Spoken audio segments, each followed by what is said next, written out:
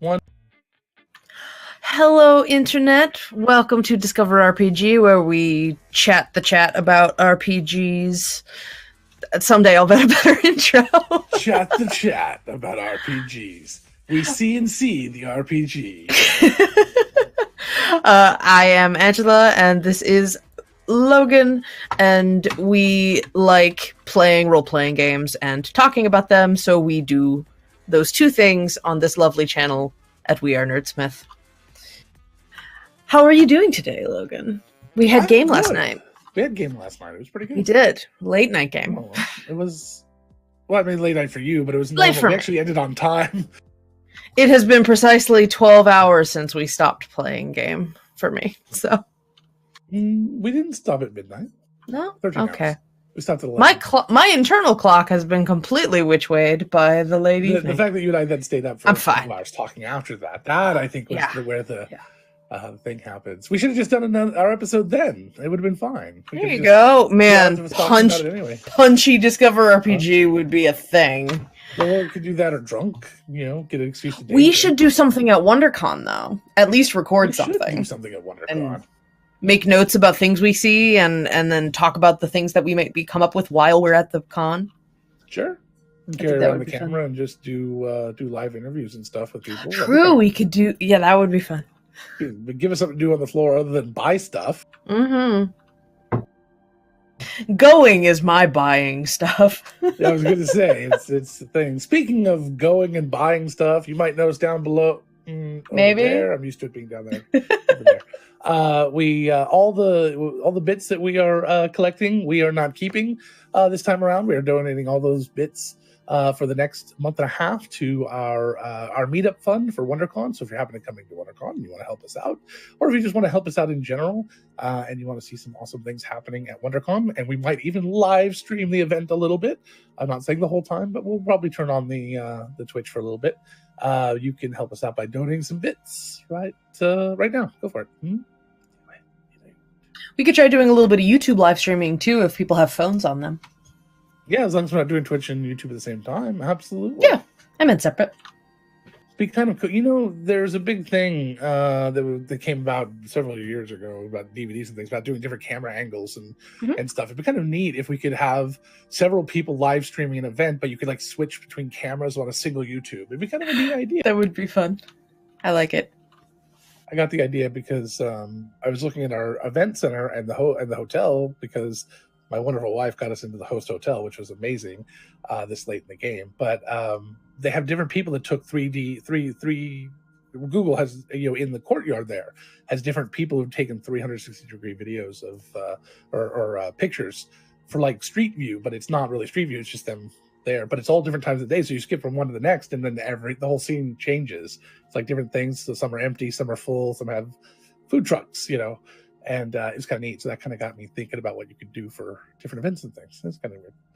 I also started looking at $5,000 cameras yesterday, so that might have something to do with it. Not buying a $5,000 camera, although for 7 days we could rent it.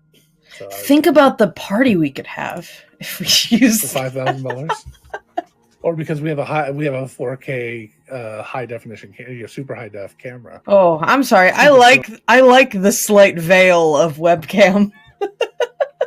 It's more forgiving. Blurred.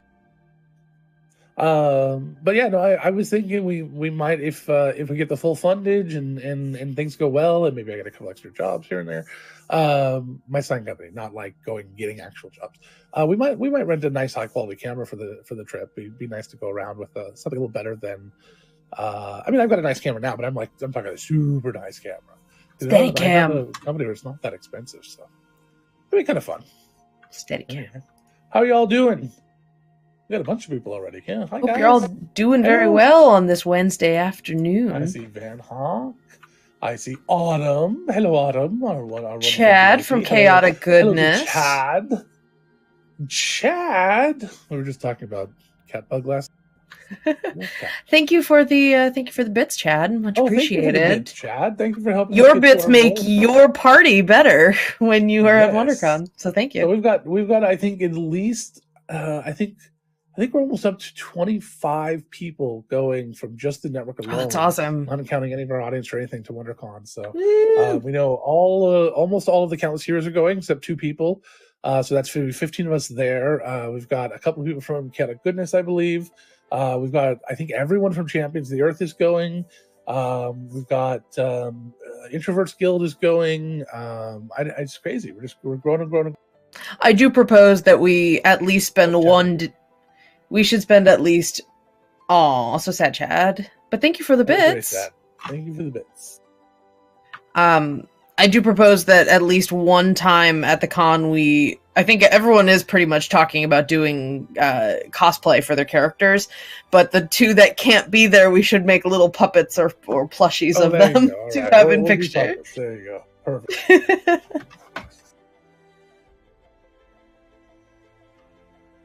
I won't tell any mean stories. All right, we'll move on. I'm not going to tell any mean stories. I have mean stories about gaming as a teenager, and they were not nice. We focus on the positive. We shall scream your name at the convention someday, or at some point, Chad. We will call you out from the abyss that is WonderCon. Yeah, we definitely focus on the positive, not the fact that we replaced a player with a spoon one time. We take the spoon to the end of the table and This is the opposite of not telling that story. I know. I was not involved with this, for the record. This was before. This was back in I was 17 or something. We were at a place, and our friend, and I feel bad now looking back because I have sleep issues, but they fell asleep a lot, and so they fell asleep in the middle of the game, and we loved them to death. But one time they weren't there, and we were sad because they weren't there. Then we made a little puppet of them with a spoon, and we taped it to the table, and it was horrible, Joe. It was really bad. Don't do that. Don't be mean to your friend. Good job not telling that story. See? I'm so good at not telling stories. You're really good at it. Once I teased the story, I had to explain, because I would be very upset if somebody teased the story and said they were going to tell a story about how they were horrible. Schadenfreude. People want to know. People want to know how me being horrible in my past, because I'm such a nice guy now. Can't you tell? Just watch my stream. You can see how much of a nice guy I am. Yeah, how those illithids treating us. I don't know, 200-300 illithids, not a big deal. 2,000 goblins, being surrounded in your own city. Psh, it's fine. So I know this feels weird, but I'm kind of in the mood to get to our topics today. I'm actually kind of excited about talking about them. You're like, okay, it's been 10 minutes. Come on now, let's go. Yeah, I'm with you. I'm actually really jonesing to talk about our stuff. Let's go ahead and do that. So you might notice. Wait, what's February? What? Isn't end of March. No, end of March. Oops. March. In Anaheim, WonderCon is in Anaheim at the end of March. Yes, WonderCon is the last weekend of March in Anaheim. Yep. Right by Disneyland, right? Literally like smack dab right next to Disneyland. It's the closest to Disneyland I will probably ever be. I have never been. You have been in that area several times in the last year, and you've never just taken a day.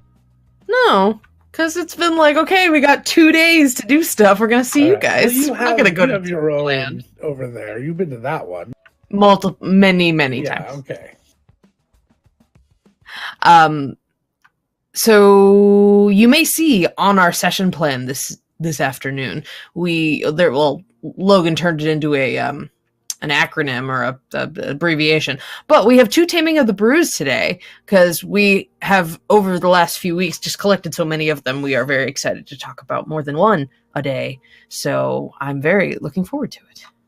Me too. So what was our first Taming of the Brew we were going to discuss? This one is very, very puntastic and adorable, and I'm super excited about it. Fantastic puns and adorableness. It is called Big and Scary Monsters, Punny Creatures Supporting Charity. And I'm going to put a link in the chat, and there will be a link on the video where you can purchase this over at DMs Guild. And half of the proceeds go to charity, going to Extra Life and Save the Children. So I put in a little bit of coins in the jar. It made me feel good, but you also get a delightful little bit of flavor for your world in the form of some very silly monsters. If you're into puns and ridiculousness, this is definitely it. Some of my absolute favorites are the bee holder, which is basically a beehive beholder. That is now what I call my dog's beehive toy. It's a bee holder because there are literally bees that come out of it. There are little bee squishies that come out. Oh my god, it's beautiful. The hug bear instead of the bugbear. That one's a good one. I've used that one myself. The cluster flumph though absolutely wins. Beautiful. My top absolute favorite flumph horde or flumph swarm is called a cluster flump, and I was so excited when I heard that. It was just too much. And yes, Electric Broogaloo, I screwed up. All right, I screwed up. First Angela, now you. I'll do Electric Broogaloo next time. It doesn't fit though. Look, I only have 8 characters. All right, moving on. I personally am going to be probably utilizing the Danger Noodle at some point. Which is a tiny little snake that will give you hit points if it gently squeezes you. It's comfort. It's a tiny little snake. Comforting squeeze once per day. Basically casts aid. Was that aid? Or Yeah, was that, I think so. But so the I personally really enjoy the layout of this this book too. They did a really fun job with the art, and all the people that but it looks contributed to like it. a monster manual. I mean, it looks exactly it's the correct layout for a normal monster manual. And they've got these Except adorable, cute. Everything is Lisa Frank colors. Yes, but yes, they are delightful. Oh, they also have a group of human NPCs called it's apparently a guild called the Red Herrings, and so there are a bunch of these sort of humanoid people that you can incorporate into your games, and so there's full descriptions, stat blocks, and everything that you'd want from a monster supplement, including, but also adorableness. Yeah. I mean, these are Monty Python level puns. Yeah, they're really adorable. But that they also go to charity that makes you feel extra special about helping out a good cause and helping out some really cool creators. I am definitely going to be looking into Anne Gregerson, who is the primary credit on this piece. And has a bunch of other stuff in DMs Guild that I'm very curious to take a look at, including a guide to children at the table, which I think would be interesting. I think it's specifically about having children players. Yes. I love the swear wolf. Yes. The one of their abilities is impressively bad language. We're werewolves, not swearwolves. For the first time, the creature can hear the swearwolf. The creature must succeed on a DC 11 Wisdom save or become stunned until the next turn. I like that. They really should say they should be stunned and clutching their pearls. Right, yes. This is a really neat little thing. You're not going to fit most of this into a very serious campaign, but you might take if you're especially if you're playing a Monty Hall style or a KODT style Hackmaster campaign. Everything in here absolutely has a place. Or if you just want to do something silly, I mean, I could easily fit this into a serious campaign through the Feywild or through some strange dream monster or something. But these are, these are really, really class acts. I love it. The fact that they are not classy at all, they're horrible puns, and that's exactly what I like. So. And apparently, I've caught the bug for puns in my upcoming world building that I'm doing. It will definitely come up. Some people will be very disappointed in me, and some people will be very proud of me. Second Hand Hammer makes a really good point. The player should have to state out loud that they are shook. I actually really love games that sort of force you to put words into your characters' mouths, like spells and things that make you say something or do something in a goofy way. Nothing serious, but I do like games like that. I also hate games like that, but that's just me. Depends on the mood you're in, I assume. Yeah, and then humanity, which are these beautiful little kind of rainbow manatees, which are adorable. They have a little baby one there. It's really neat. Anyway, go check it out. It's for charity. There's only a couple of bucks, I think. Well, it's a pay what you want. Pay what you want.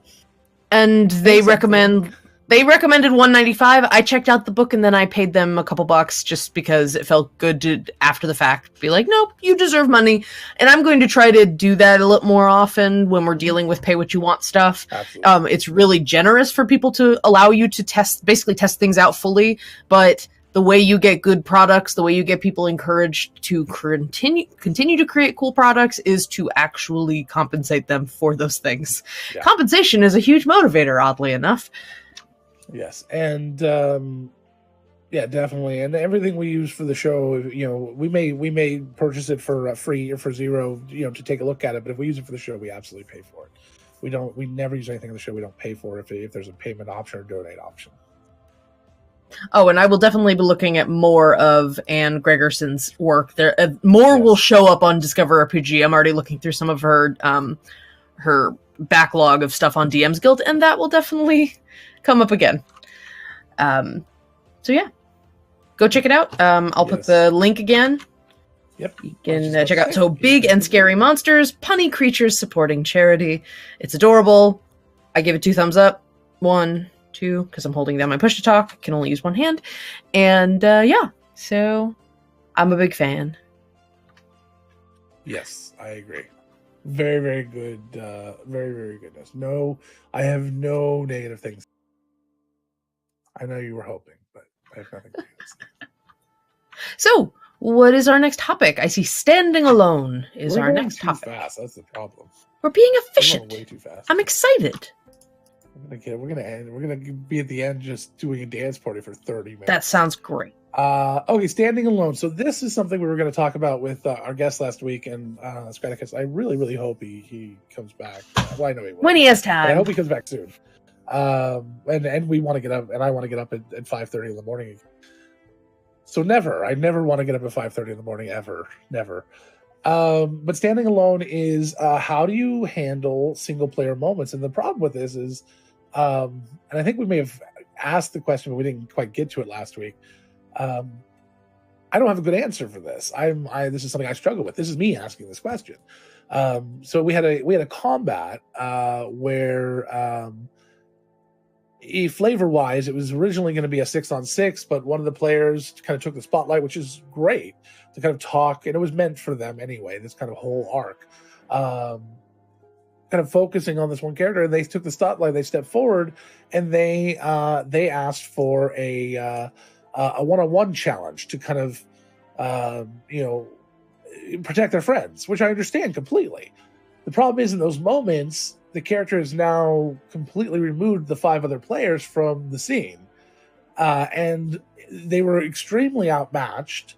They several levels higher than the party, so it was meant to be over fairly quickly, but it was kind of just a duel. So there was no, you're not going to kill anyone. But because the player had some very nice dice rolls, it lasted a long time, almost an hour and a half, and I was starting to feel frustrated because I've got the 5 other players here that basically can do nothing, and anytime I take away from the combat, becomes, well, maybe it's about an hour. It becomes tough to deal with because the interrupting combat is only going to slow it down more, and they can only do what they can do in 6 seconds. So the question becomes, how do you handle that? Now, we talked a little bit about it behind the scenes, and we're going to continue to talk about it. The idea that taking a moment in the spotlight is one thing, but grabbing onto it and excluding the party is another. Going off on your own and things, that becomes very difficult to do. Even in a game where we play 5 days a week, but most of the players only play 2 days a week. It can be very frustrating, and some only one, to wait a week and then spend half the session sitting out watching somebody else play. So how do you handle that? How do you handle moments like that in a home game? I don't know that that there is a big deal, but I was thinking it might be worse in a home game. In a game where you only play once a month, and then to have to do that would be very difficult. Well, I have a couple of pitches, but I don't know what the snowball effect of these ideas would be. Well, I'm with snowballs, so. Okay, so I'm using your example of a sort of honor battle one-on-one that everyone else is on the sidelines for, knowing a little bit of context of the situation, that there was a faction from one side and a faction from the other, and one of the factions was the rest of the party. So you had a crowd watching this one-on-one happen. What if you added 2 more rounds to the initiative, or 2 more people into the initiative? One is the entire other party, and the other is the army, and you give them like opportunities to use the aid action or doing something else like that can somehow impact the situation. That is possibly a way you could do it, where they can sort of say. The problem with that becomes, first off, you're only slowing combat down really more and just completely limiting the actions. But the other side of that is that if it's an honor fight, that becomes very dishonorable. The first person to break that line, and that may get your results of opening up to a 6-person combat. But the problem is that if the opponent's party is truly honorable and your party is trying not to make a mistake, it's very unlikely that anybody would actually cross that line. Okay. I think Matt makes a really good point of just transitioning it into moments after a while. Being like, well, you've proven yourself on that beat by beat. let's talk about the how the rest of this combat goes. You could have them roll once for multiple actions, and then just sort of resolve it using cinematic language and describing it in a slightly more epic way. Absolutely. And you go ahead. I was going to say, so the problem with that is that in this particular, and I do that all the time, when I know the players are going to win. If the players are not going to win or are very, very heavily stacked against the point where this was where combat they were supposed to lose, doing that then takes away their victory at all, and they feel like they were cheated because they didn't get a roll, they didn't get to do anything, they just lost. Even no matter how many cinematic it can be, how exciting it can be, the idea is that combat, in every respect, other than the fact that one player rolled extremely well, I think there were 4 nat 20s in that fight, and made every concentration check to keep their thing up. It was insane. It was amazing. But the idea that it should have gone very differently than it did, in every reality, means that we've lost that moment, that idea that she eked out a tie against a paladin that was 6 levels higher than her, and 7 levels higher than her. And this idea that she was able to eke that out because of good dice rolls, being lucky, and just being amazing and having great ideas. That was the only downside, is that she would have lost all of that. That would have all been gone, and it would have become here's some dramatic moments we talk about, but you still lose. But was the initial intention that they were meant to lose that combat? Yes, absolutely.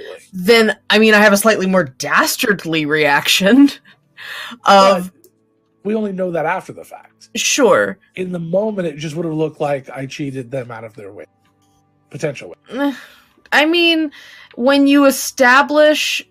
Okay, so one potential way of addressing it would be, if you are intending to explain that this person is far outclassing them, and statistically they are very unlikely to win this, and it is far smarter to not engage in this fight, or set the expectation that they're gonna probably lose, and this is more of a show of courage than it is a show of actual skill. Taking the opportunity to really hammer that home with your description of that NPC might help. Just getting meta and saying, this person is 8 levels higher than you. You see that this person has years and years of experience. They're a paladin. Have them have some sort of preternatural connection with their god, that they can have this big sort of showy moment that you're like, oh, they talk to their god. Okay, I'm good. I'm done. Like, almost like scare or intimidate the players with how much showiness you throw at them. Yeah, which I tried to do a little bit, but unfortunately I didn't do enough, and I think that's really where it comes down to. And Chad makes a decent point. Don't roll dice unless the outcome is in question. The thing is, though, in my world, the outcome is always in question. So we look at this situation here. They were not supposed to win, but they were supposed to struggle, and and it was a moment where they, in general, they got an army of 20,000 or 2,000 goblins sitting out there against the city, and they feel like they're under siege, and they've got this honor fight, and they go into it without really discussing terms. They just think they know the goblins want this honor fight, but they think it's for the entire city. They think, okay, if we lose, we're going to attack, and then come to find out that they were just doing a show of force because they want the city to hire them as their army. There was this idea that I was trying to set that kind of mood. So I wanted it to feel desperate. I wanted it to be in that moment. Having the rolls there was important, but also she eked out that draw. And actually, if she had pushed, she probably could have gotten him to concede, because she had him on the ropes, but she was out of spells, but she bluffed it, and he called it and caught it. I am happy with the way it went. The problem is, I'm not happy with how long it took, and the other players I could see were struggling as well. That's kind of where I'm at, is that I am really kind of excited, this idea that she was able to eke out that draw, to against all odds, to be able to kind of push for that. Unfortunately, so in my world, it's very often that it's not certain, it's just very likely. Yeah. Unfortunately, with the circumstances that you set up, where the goblins, the army, was very honorable, Autumn has a suggestion of other things could be going on during the fight that the other players have to deal with. I'm thinking if you were dealing with someone who was like, I'm an honorable man, I'm going to be doing this honor fight, but some of the people in the army might not be as honorable and might really want to show off. Maybe the other players see some of the goblins trying to cheat, and you just do moments with them. You say, okay, you see a person scuffling around in the back, and you decide you're going to hold up the honor of this fight. The other goblins are going to back you up. What do you do? Like, somebody's being a troublemaker. I like that one a lot. Just one or two people, or maybe people coming. I would actually would turn that around and say people from the city or the guard are trying to do that so they can police their own people. Oh, that's true. That's a good call. That's a great idea, actually. The idea is that the goblins, I wanted to be very non-stereotypical. I always try to do that in my games. Every group. I don't think you guys have run into a single NPC, not monstrous humanoid that has not kind of put on edge the stereotypes, and that's been my goal. So having all these honorable, very rigidly trained, very militaristic goblins, I think was kind of an exciting idea. Especially when they're carrying the same banner that this PC's character came from, and they were cannibalistic and horrible goblins. They were traditional, we're going to eat your fingers and then your toes and then the rest of you from the bottom up type goblins. And she escaped that. And to find out that the clan and what turned out to be the original clan, and the other one was just kind of a broke off. The original clan was this very rigid, militaristic, very honorable group, and it kind of. She came from the black sheep of the family. Yeah, exactly. She came from the black sheep. She came from a bad part of it, to the point where this group, they'll find out eventually, and this isn't too big to share, but this group actually hunts down these splinter cells as if they use their name and tries to kill them. So now they've got this whole plot line to kind of go in. Ultra copyright infringement enforcement. Yeah, exactly. Like, no, you don't get to do that because we have a reputation. We are a mercenary army. We live on doing what we're doing. You don't get to do that. You can't go out and use our name, even if you were a part of us at one point. You don't get to do that. So another way of establishing you could tell the players, listen, you guys are going to get a little moment, describe how you talk down these people. You could also hammer that point home a little more by having one of the goblins approach the party and say, hey, go police your own people. They're gonna nullify this fight if they interfere, and go tell them to chill out. That's a great idea. I wish I had thought of that. That's perfect, because like having like some of the guards start looking like they're getting antsy and letting the other players go and like talk them down, or seeing another guard start to raise his bow and be like, no, screw this, and giving them an opportunity in combat to go and deal with that and show the goblin force that they are like, no, we're going to stop this crap. We're not going to let that happen. It just goes. I love that idea. It's a brilliant idea. Unfortunately, it would have required you to have presciently understood that this was going to happen. Yes, and I think what this nails. I've run into it before, and now, or at least, okay. Here's the difference. I have done this before. This has happened many times before in my games, but I've never had a player come to me and go, I struggled with this last night. This time, one of the players came to me immediately after, like I've been asking them to do, and said, hey, you've asked for communication. I struggled with this tonight. It was still a great game, but I struggled with this. And I went, oh, of course you did. I am sitting here inside the forest. I can only see trees around me. I don't see the forest, or vice versa. I'm like way up there. And I'm like, oh, there's this big green blob down there. I don't know what that is. Maybe it's an ocean. Maybe it's a forest. And the idea that somebody talked to me and went, that I struggled with this, I go, now I know. Now I can watch for that, and now I can find other ways around it. That's why I talk to people and learn things. But I think that's a brilliant solution.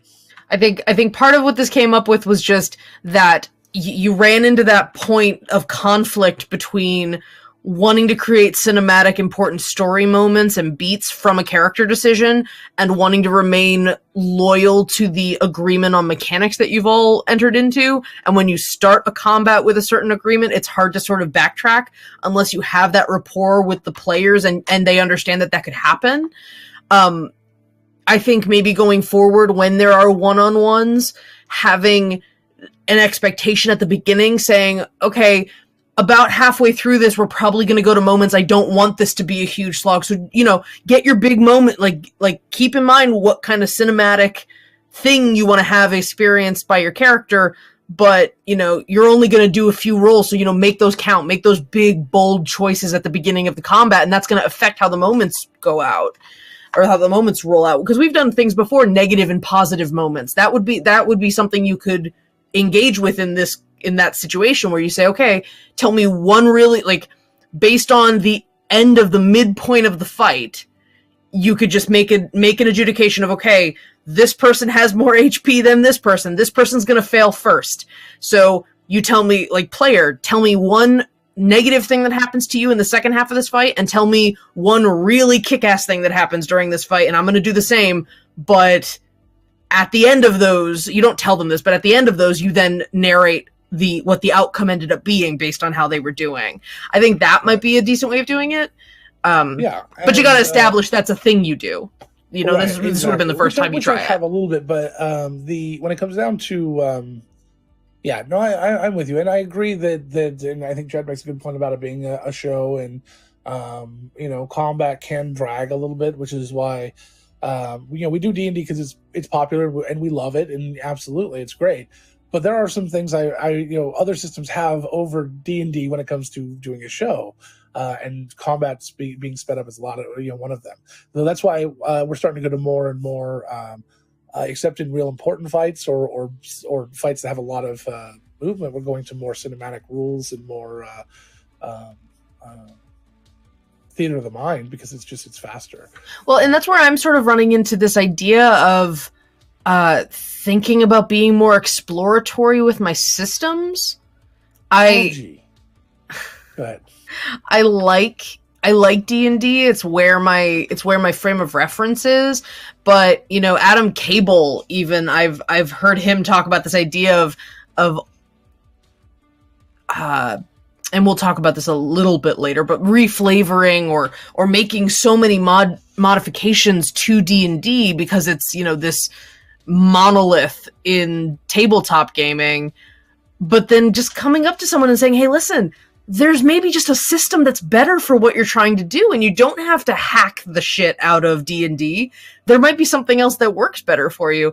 And so I'm getting to this point now where I might just start exploring a bit of different systems, even though it's a little daunting sometimes to touch a manual that is like, here are different dice.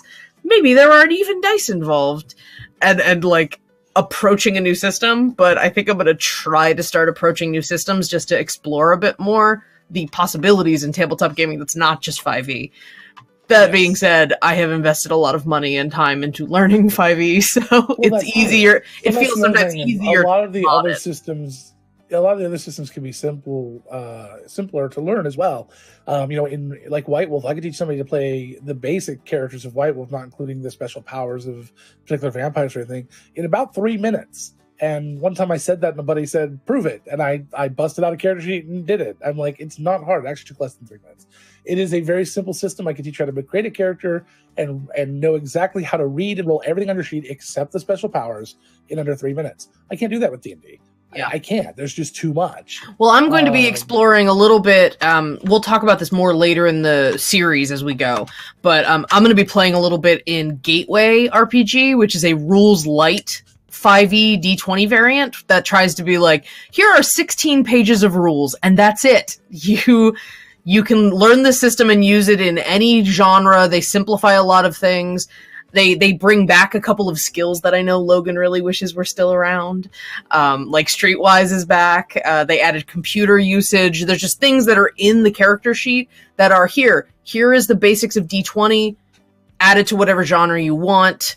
Take whatever setting you want, but here's the basic rule set. So I'm going to try playing in that a little bit and see if that's maybe an easier way of staying in my safe zone while not bogging people down with a ton of rules. So we'll see how that goes. I will report my findings as I explore it. Yes, exactly. And Streetwise, I understand why they got rid of. I understand why they got rid of search spot. I disagree that perception should all be one, though. I understand it was for simplicity's sake, but listening and seeing and feeling, they're separate. They're different. It's different skills. Yeah. I can't hear for shit, but I can usually see things moving and take care of them pretty well. I mean, that's why I like some systems that only have like 4 stats, you know? It's like how like your mental abilities, your physical abilities, your social abilities, and magic. Like those are the 4. And then you just talk about them in the abstract, and it's okay that there's not a little nitpicky thing for everything. But the more detailed you get, the more delineation you have to make between skills. But if you back up a little bit more, you feel like you're missing stuff, which is why Streetwise being missing and other things can sometimes feel like there's a massive hole in the system. But yeah, I'm excited to look over those. But yeah, this particular situation, sometimes you just run into a wall and you're like, crap, it happens. I'm trapped here. Well, again, for me, from a DM perspective, it was a good session. But come to find out afterwards, it's like, okay. And then I talked to that person a little bit, and we discussed how we might fix it in the future. And one thing is I came up with is talking to the other player and just reminding everyone, try not to do solo things. Try not to take away a moment from everybody if it's obvious. If you are approached by, if you're a party of 6, you're approached by 6 other NPCs and they offer, don't say I want to do this by myself. Don't force it into a single battle. Now I could have easily stopped that, but to me it made sense. It was and I get stuck in that as a story overarching. This is a great story. This idea that a goblin stands against these 6 other goblins and goes, okay, yeah, 1-on-1, you versus me. Yeah, absolutely makes sense. But overarching from a playing perspective and a game perspective, it may, you don't want to take away the agency of 5 people. Do you want to hear my dastardly suggestion? Give me your dastardly suggestion. Yeah. My dastardly suggestion is inspired by Dark Souls, and that you should, if you think your players really shouldn't win this combat for the story you're trying to tell, you give your bad guy a phase, a second phase. When they get to half health, they suddenly have new powers. That is my dastardly, like, if you had a goblin who's a paladin, but secretly also multi-classed as a barbarian, that when they hit half, you see them suddenly go into, like, this divine rage, that you could say, this was what they were, I told you this was going to be a really fucking hard fight.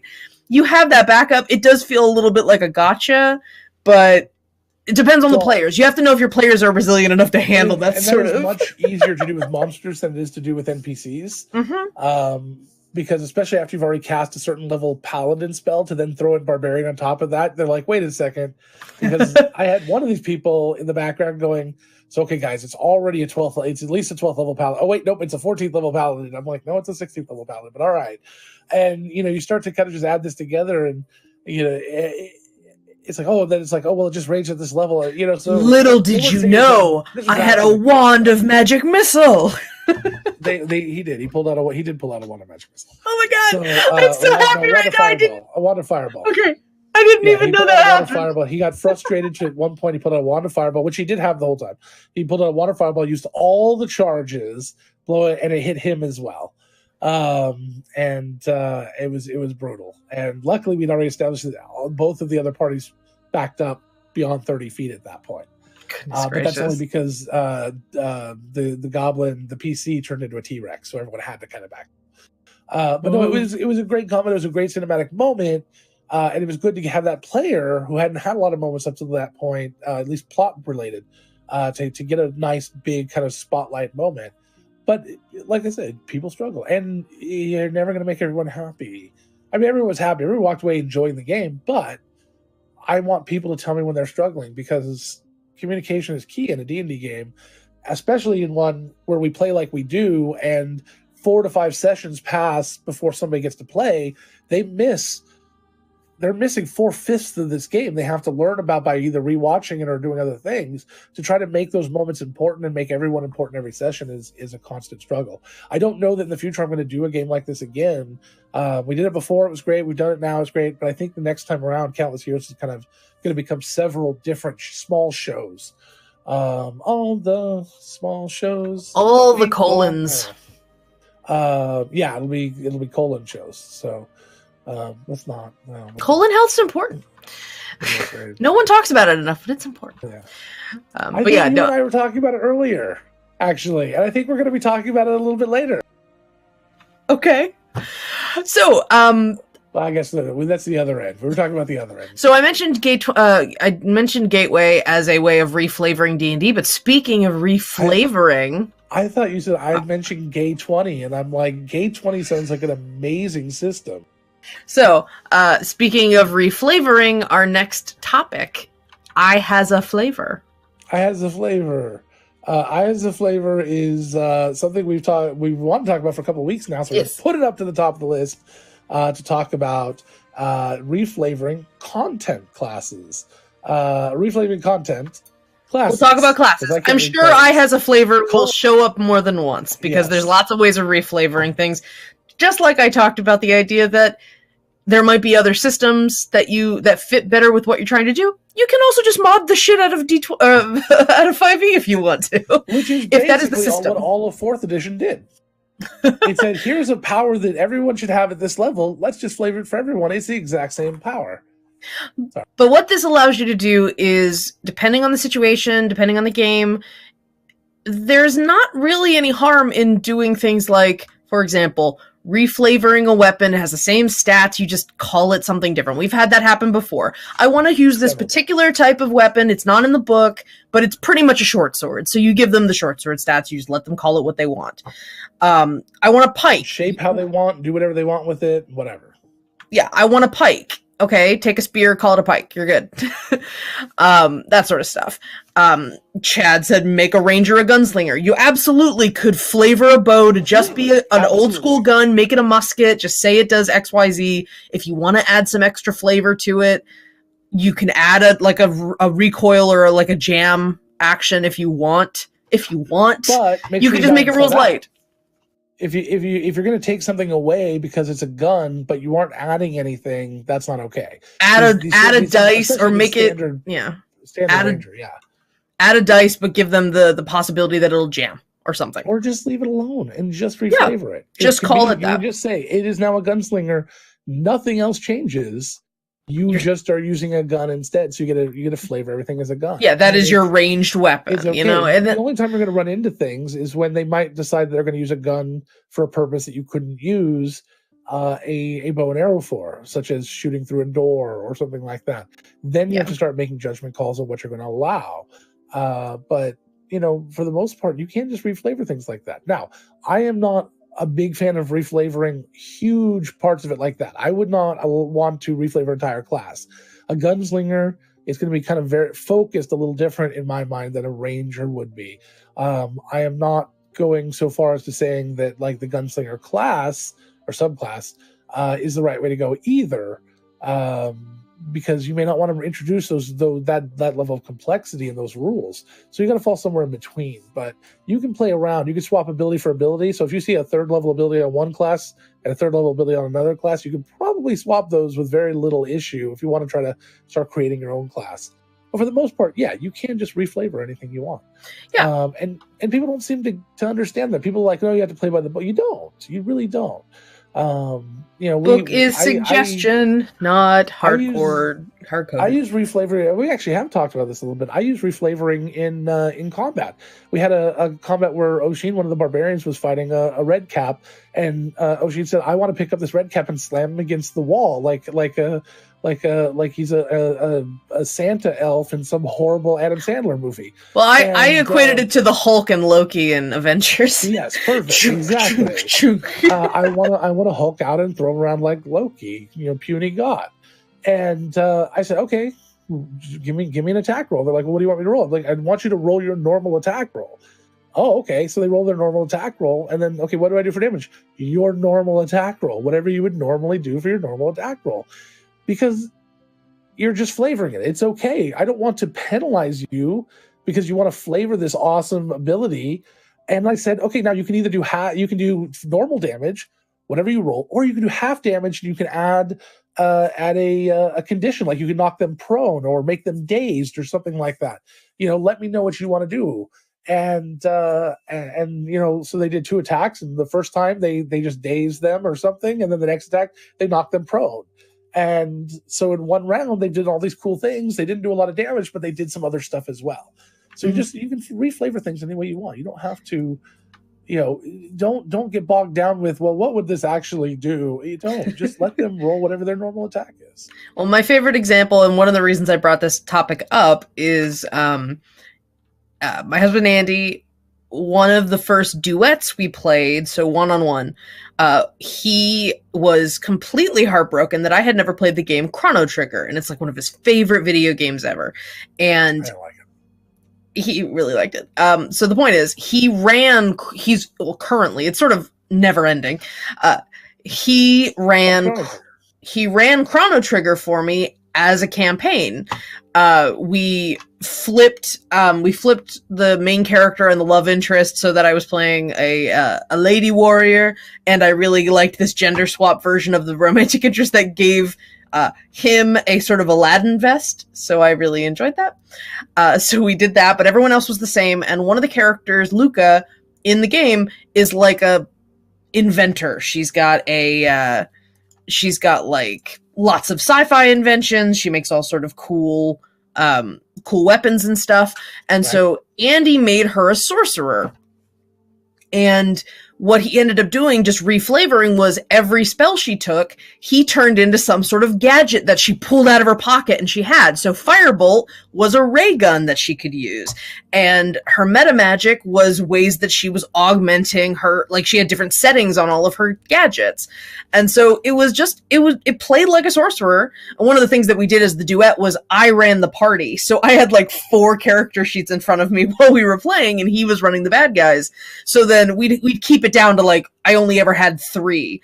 And but the fact that he labeled them out, where it was like Firebolt was this fire pistol, and then she had other things. She had a drone that would fire things that was like magic missile. It had like targeting, and it would let her do stuff.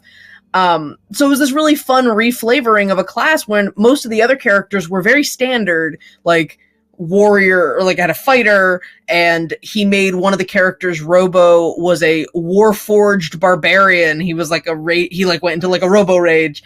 But this idea of the sorcerer as a techno wizard or a technomancer was really, really fun, because it didn't change anything about the mechanics. It just changed about how the theater of the mind worked, how you thought about what you were seeing, and everything else in that game so far. Even though there's spoilers for really old game, there's time travel in this game. It's still pretty much a fantasy game, and the only difference was that we had a couple of these little flavorings that he was doing, and Chrono is in the name. Mm-hmm. It's pretty obvious there's time travel in it. I mean, if you didn't know that. Well, my character was Krona, but it's fine. Well, you said spoiler for this old game. I was just like, it's Krona. Sure. But, I agree with you completely. And on that same vein, in our warm-up session games for Countless Heroes, when we were still doing auditions and getting to know each other and learning, we had a dwarf, not a dwarf, it was, I don't know who. He was a dwarven ranger, Lanik. Dwarven ranger, right? Yeah, it was Lanik. Lanik. It was ended up playing a game. Who was a tinkerer, an alchemist, actually, and I think it was he was a ranger caster, but arcane archer, but alchemist, and everything they did was alchemy applied to their weapons and flavor. Instead of casting spells, they still cast the spell, but it was them using alchemy on their weapons or having some special contraption that was on the bow. He justified he cast firework. He justified, he made an explosive firework arrow that he shot and cast fireworks. It was really fun the way he flavored it. But yeah, I'm a big fan. There is absolutely no harm in it if you do it within reason. And it's, again, purely for flavor. I think you do potentially run into things with, Ranger into Gunslinger, because, like you said, that idea of mechanics can sometimes shift a little bit, because you're dealing with a different scale of damage that a firearm could do, unless you're really you're calling it a pea shooter instead of a gun at that point. Yeah. They might have you just dial back the tech if you want it to not affect things as dramatically. And this can go into other things like spells and things. We can talk a little bit about that another time. But one of the great examples I have in my game is a spiritual weapon.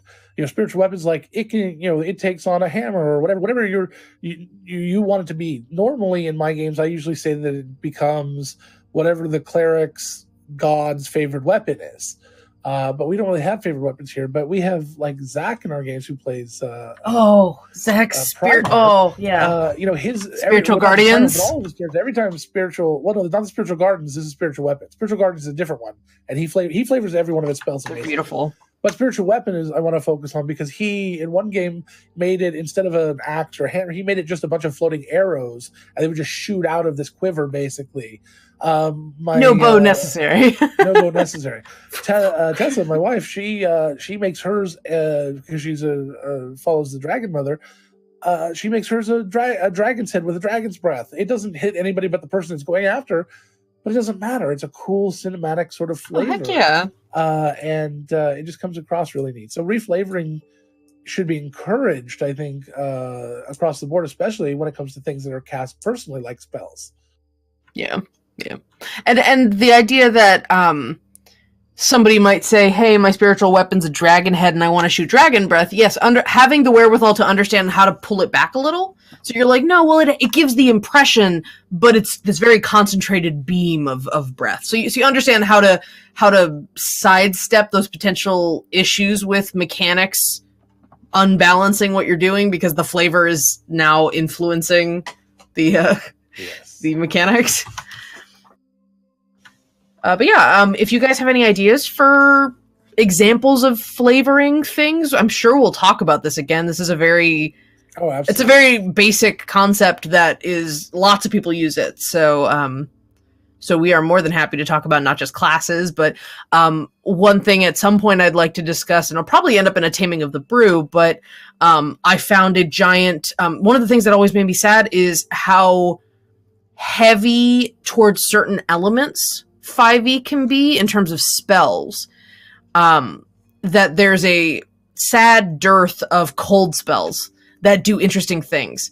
Or water-based spells that do interesting things. And I found a DMs Guild water spell supplement that is very fun. There's some really neat things that do completely fresh things with the idea of, all right, you're dealing with water and cold elements. You're not just going to do cold damage. Here are some neat flavor spells that you can do that are going to be in that cold. Because I wanted to make a cold sorcerer one time, and it's like, there are whole levels of sorcerer spells that don't have anything that do cold damage. So I really love the idea, but just changing an existing spell into a different element sometimes can feel a little risky. Sometimes it can really mess up balance. I don't have specific examples, but I've run into that before. But you could theoretically just reflavor spells. I don't see anything wrong with swapping something that does lightning damage with something that does cold damage if they're like, I just think this flavor fits better with my character. If somebody wanted to do that in my world, without using one of my handy dandy patented, soon to be patented add-on components. The components. Yeah, the components. I wouldn't have a problem with that as long as it doesn't change it to psychic or force. One of the really rare hard damage types. Just one of the. I'm mostly talking about elemental damage. Yeah. Yeah, but I would also say that it has to be permanent. You say that is the way it manifests in your character. Absolutely. There was a cold specialist, and you could turn any fire, lightning, or maybe not thunder, but fire, lightning, or cold. Well, it's already done. Into cold. I don't think I'd have a problem with that if that's kind of how you learn from the get-go. You have to understand that you lose a lot of utility that way, but in very particular fights, you're going to do really well, and that's probably a good reason not to give away too much during your session 0 on what the plot's going to be like. Like, we're going to the elemental plane of fire. Oh, I'd like to play an ice mage, please. But yeah, there's a couple of really fun spells in this water supplement, including things that are like, there's a bubble of water you conjure in front of you, and you can breathe in it. And things can permeate through them without popping the bubble, but it gives you a moment of air. And, like, that's a really fun spell. It is a first level. It's not like water breathing or something. It's just like you have to move around with this thing. But yeah, little things like that. So I'm a big fan of interesting ways to reflavor. Me too. All sorts of stuff. We should do our ad break. Sure. Let's start from Do you start macro and work to micro? Like start with the network and work to sponsors, or other way around? Sponsor. I don't think we have two. We only have one. We have a wonderful partner. Well, all right. I don't mind talking about that, but yeah, we want to make sure that they're technically not a sponsor of this show. They are a sponsor of the network. Okay, well, we'll start with our sponsor then. As Secondhand Samurai said, we are a sponsor of Die Hard Dice. Dice. We are not a sponsor of Die Hard Dice. Dice. Die Hard Dice is a sponsor of this show and of this network. Do you want to talk about Die Hard Dice? We love them, but would you like to speak about Die them? Hard Dice. I can talk about Die Hard Dice. Sure, go for it. Okay. You might know the names of the new dice. I don't remember. Oh, I love the new dice. So there are 2 new sets of dice that they're teasing out there that are coming out in February.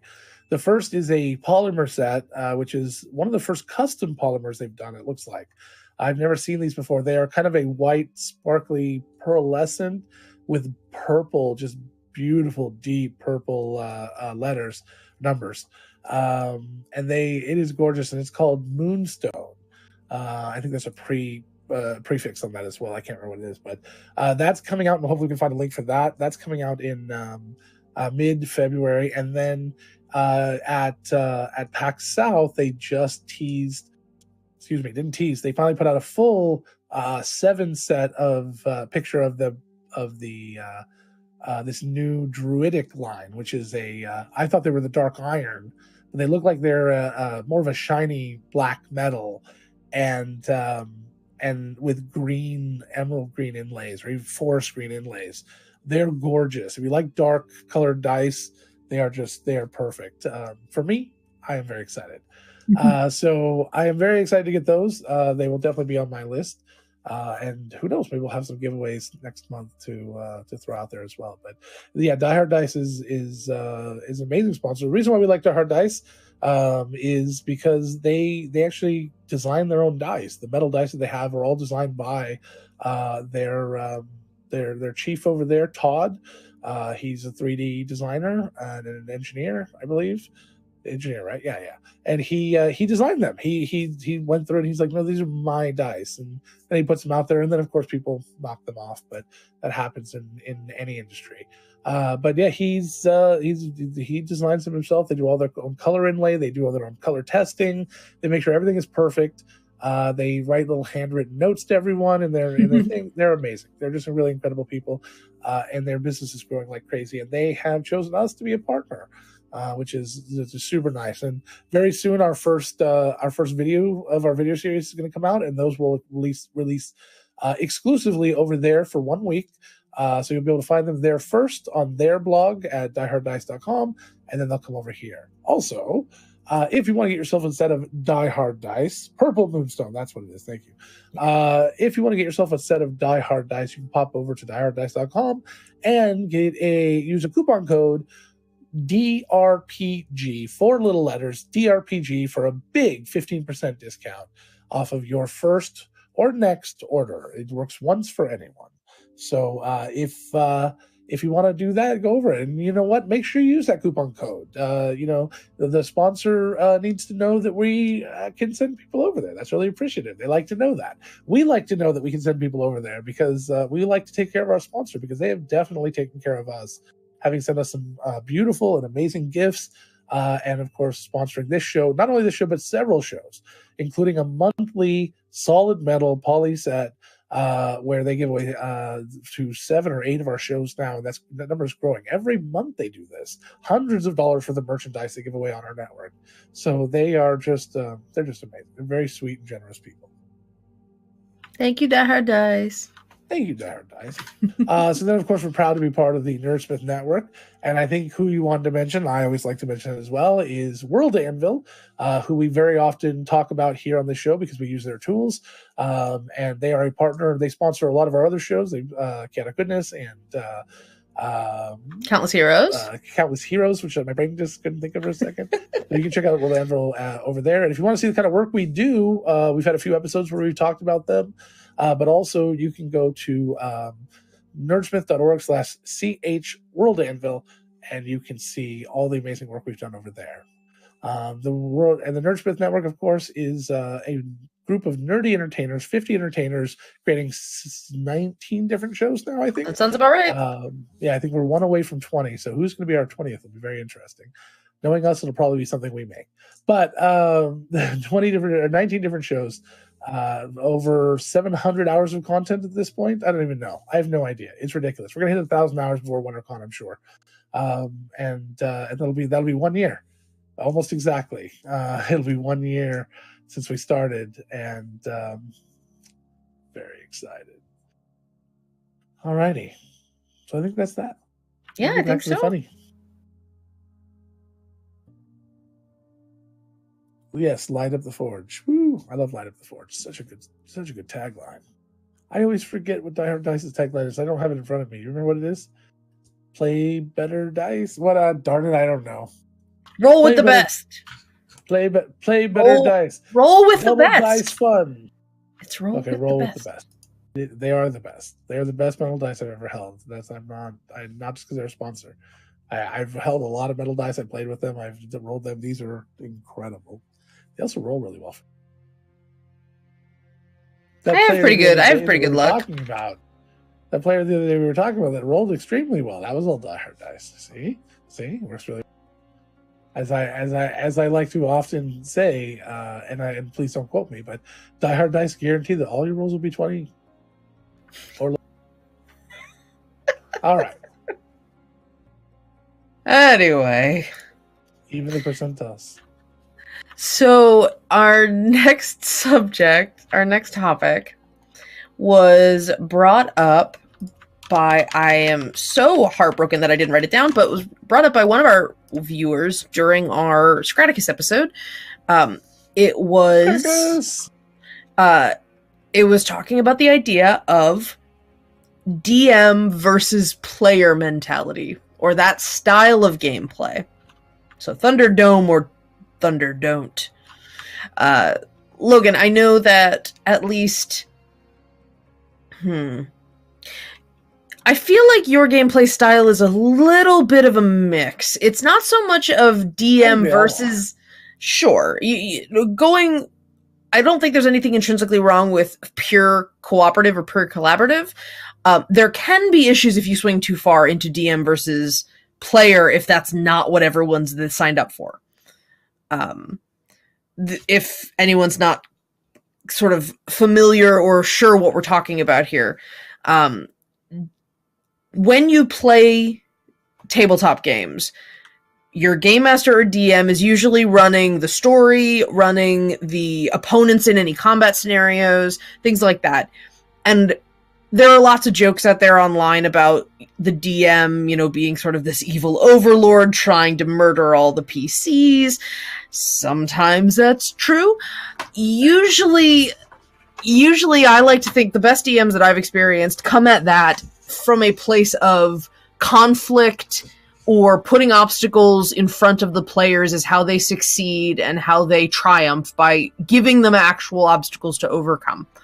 But sometimes what can develop is this idea of the DM is not just in-game your opponent. They are, in a meta sense, your opponent. You are playing chess with them. You are not just telling a story together in which they are controlling the bad guys or the opponents in it.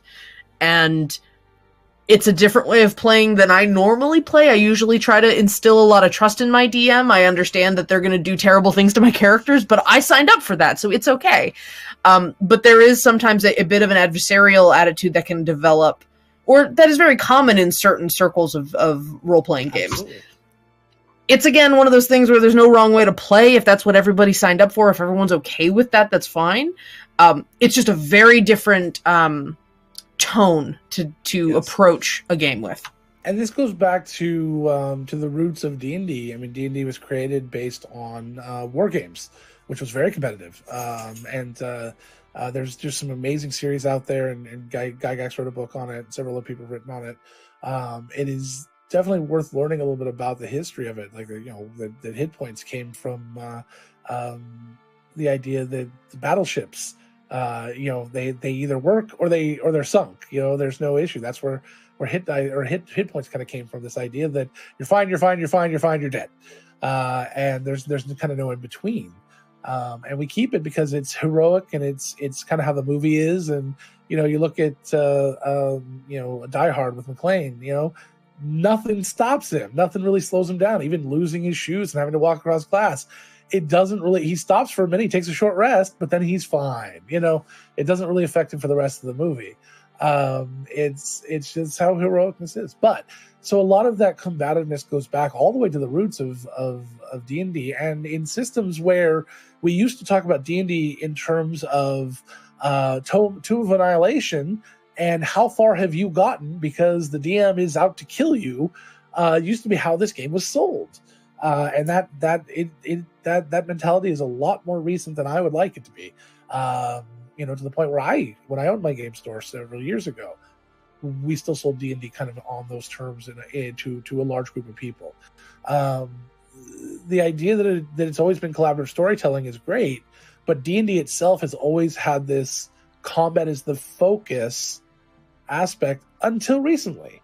And that's not for everyone's group. I'm just saying as a whole, as the game itself, it's been very heavily combat focused. Only recently have we started really heavily as a brand starting to get into this idea that it's so much more. Even though it has always been that for a lot of people, and me included, or to some degree, it's always been that for almost everyone. This idea that there's just so much more to it is just now coming out, which is funny because some role-playing games have had that. One of the reasons why White Wolf is holding 12% of the market share back in the 90s through late 2000s is because they knew that. They knew that a role-playing game by itself that put combat second could succeed, and they had a unique genre on it, and they did it very well. Mark Reinhagen and the team were just incredible at it. So they did a very good job with it back then. They also took on social issues that D&D just didn't. They were trying to do something more with the game. And they're now struggling with that because we look at social issues very differently nowadays than we used to, which is why some of the controversy comes. But that's a whole separate issue. But I think that's a lot where it comes from is back to this idea that happens, that it comes from wargaming. And it was a very competitive idea when it originated. Nowadays, we don't have that mentality. So this idea that it's you versus the DM can come and go. And I actually, if you listen to the opening of Countless Heroes, I perpetuate that on purpose. I sit there and say, hello everyone, Logan from Countless Heroes, and the crazy 16-player West Marches style campaign where I, Logan, take on 16 or 6 of my players at a time. Take on 6 of my players is very combative, and I'm putting that out there up front because I want to kind of push that a little bit because I want to surprise people. And when they get into it, they hear that, and then they come into it, and they're like, this isn't combative at all. They seem to be getting along and doing really well, and it's not. They're world building together and they're doing all this cooperative things. It's kind of, my games are always about these little surprises, these gray areas. But then there's also times when we leave a game and my players are flipping me off or saying, fuck you, or in the middle of a game. Because we try to keep that to a minimum, but yeah. Yeah, I would appreciate a little bit more minimum. But it is my area that it's one area I know when I'm succeeding as a DM, when the players are playfully frustrated at me that I am pushing those lines, or I am saying something or doing something, or I just give a look. That's my favorite, is when I can just smile a certain way and I get 3 people on the camera to flip me off. That actually is one of my favorite moments ever, because they just look at me, they know that they've done something wrong. And in that moment, those are combative moments. It is me versus them, because I am plotting against them. However, I'm also rooting for them because I want them to win. I want to create a situation that is a challenge, but that they can win. I never go into, with the rare exception, for very particular reasons, I try to never go into a situation going, the players are going to lose this. And even with that one moment when I said earlier, the player was supposed to lose this, they still had that chance. We rolled the dice and they won. Well, they tied. But it's only tied because of roleplay. Had combat continued, I think that Rosie would have won that. But because we were going on, we roleplayed it out, and he offered the tie. She very graciously, even knowing she probably could win, took.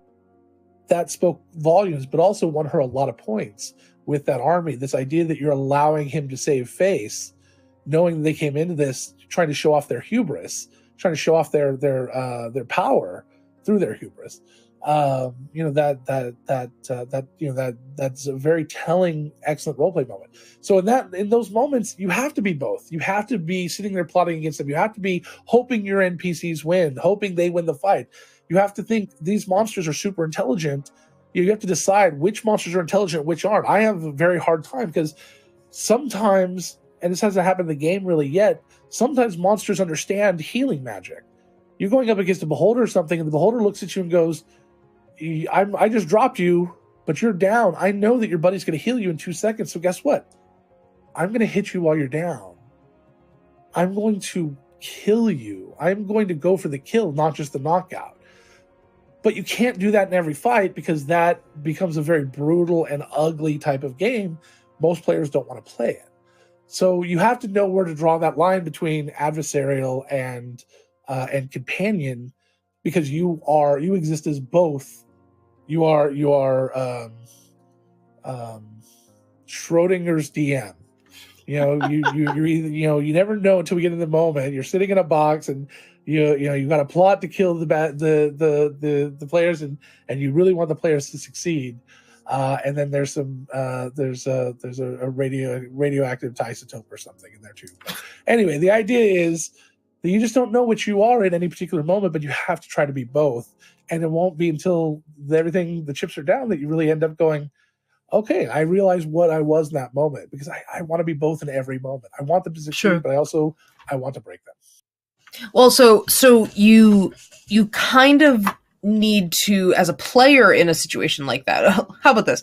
As a player dealing with a DM like that, you have to also be flexible and be capable of presenting enough trust that you are okay with them doing that.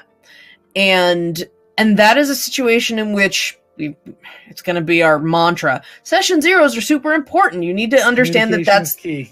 That you need to understand that that's the relationship that you're going to have with your DM. You can be best buddies with your DM. You can be super good friends and enjoy those collaborative moments and enjoy the adversarial moments. Like I never take whatever Logan does. I never take it as he's trying to shit on me. That's not ever how I take it. But sometimes it feels that way. Sure, but 9 times out of 10, I'm very aware that this is a good story. I'm in pain. I'm like crying when we're done with a session. I'm crying going, fuck, that's a good story. And sometimes, and this brings up a question that maybe we want to address in another topic, but when you have players that come in that expect the only thing they get from you to be combative adversarial relationship, then you have a situation where you can't engage in that other way of storytelling. You can't try to offer a narrative olive branch, as it were, because they'll never take it. They'll always think you're doing something else. They'll always think okay, well that for lack of a better example, that goblin just said, oh, we're just trying to get hired. If we just trying to show off how good we are, we want to work for you.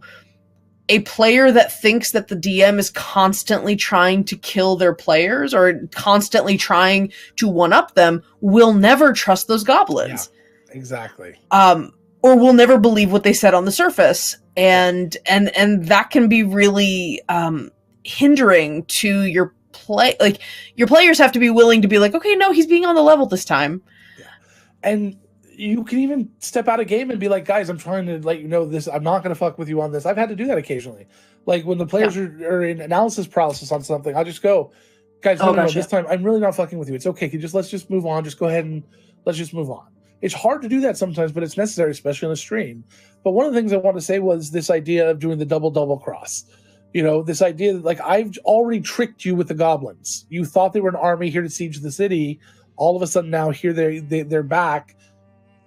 double crossing you again, going again, doing this flip flop again and having them actually be evil is a line you can only cross in a game once or twice every other or third arc. It's not something you can do often. If you do it too often, you're the boy who cried wolf. They don't believe anything. They kill anything that looks like a bad guy. And You've created murder hobos. You created murder hobos, exactly, because they don't trust anything.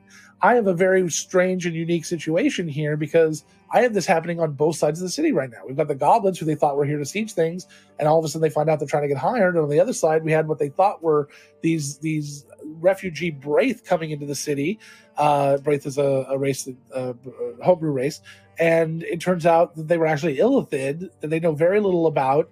Hundreds of them walking through the snow, dying, trying to find Cinderhaven because they believe they were freed by the heroes of Cinderhaven. I've never used this type of race in mass like this. Hundreds of them at once is not something they normally do, and that was said so. And now all of a sudden you see one of them being very loyal and them taking care of their weak, all very unnatural traits. Then they asked at the end of the session, they asked for asylum. They're like, we need help. We want refugee status. We want to be here. And now the party has to go, well, what the hell do we do with that? And if I I don't know what the truth is about them yet. I haven't decided that. I haven't written that part of the story because it may depend on what the players do. But it could be that they come into the city and then they end up betraying and double crossing the city. But if I had the goblins do that and then they did that, and it just becomes too much, and it becomes very combative. It becomes us versus the DM because the DM won't stop. Yeah, it's understanding boundaries, understanding what do you call it? Restraint? Understanding restraint. Slight tangent on the topic of not knowing or realizing you can get away with certain things at certain times, but being able to read the room, so to speak. Logan and I talked about this in DMs last night during game, particularly these Illithid. I don't DM during game. It's like DMing while driving. You don't text while driving. You don't do that. It was important to the story. Yes, it was. The Illithids were starving, and we needed to find them food. My character had a robe. Okay, so I guess it was because you had established that they had been hunting animals. Yes. That they had been out in the woods hunting animals. I have a robe of useful items that happens to have, for example, 2 dogs, 2 mastiffs, or I have 2 patches that would each give me a riding horse. And I went, in a different game, if in a game that might be a little sillier, I could go, here are the horses, you can have these, go ahead and eat these horses. But I knew in the moment that our party, the players in our group, that would have been traumatizing and upsetting because they are very much animal friendly, animal lovers, and even just like a veiled reference to violence against animals would be very difficult for them to deal with. I mean, we fight beasts and it's still hard for them to deal with the idea of killing, like, especially if it's cute. Yeah. So I had to know, okay, I had what I thought was a reasonable stopgap. Like, this could help the situation from a problem-solving perspective, but it would not have helped the party dynamic. Yes, absolutely. So I made an active choice to avoid what I thought was a reasonable answer to this, like, starving puzzle. And that's a good thought, and it helped me move where I wanted it to go, which was Saldana kind of confronting her mom a little bit and having to go ask her for meat right there because she lived right there. So it worked out really well in that respect. But I checked with it. I checked with Logan on it in DM. And even though I said, because we have a lines and veils list, which you can go back to the Scrazic episode and learn more about that last week. But we have a lines and veils list, and on that list, one of the things that's a veil is animal abuse. We were concerned. She was concerned that might cross that line, but it's my veil. So I said, you know what? I'm okay with that because they're summoned. It's a little different to me when they're summoned animals, even though they're technically real summoned animals. To me, it's a little bit different. I can kind of disconnect from it. Also, I knew it was coming. I thought it was a great solution. Also, I'm not going to sit there and describe what they were doing to them. I would just be like, okay, you feed them the animals, they take them and eat them. Perfect, done over there. It's a big crowd. It's a big crowd. Yeah, they descend on it. and you don't have to worry about it. But she decided, even after that, to still just be like, you know what, with the whole group and everything, I'm not going to do that. And I said, good choice. Let's go ahead and move on.